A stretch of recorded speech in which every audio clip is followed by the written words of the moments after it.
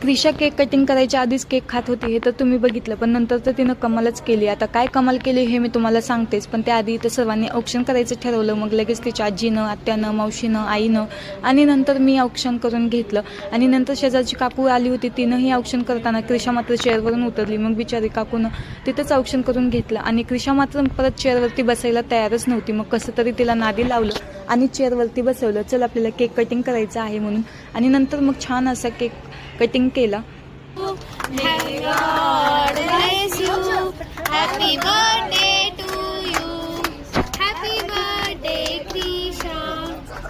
आणि cake cutting झाल्यानंतर मग केक सर्वांना द्यायचा होता. मग त्यासाठी सर्व कट पीस करून घेतले आणि सर्वांना दिला. आणि नंतर व्हेज बिर्याणी आणली होती आणि सर्व पुरुष मंडळी बसवली पहिल्यांदा, त्यांना खायला दिलं.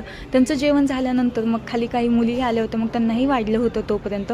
मग ह्यांचंही जेवण झाल्यानंतर मग आम्ही सर्वजण वरीच टेरेसवरती बसलो. बाकीचे सर्वजण राहिले होते ना घरातले वगैरे, ते सर्वजण जेवायला बसलो. आणि आमच्या क्रिशा मॅडमनी नंतर बड्डे परफॉर्मन्स केला होता, तो तुम्ही बघितला का? त्याचा मी ब्लॉग टाकलेलाच आहे, तर नक्की बघा.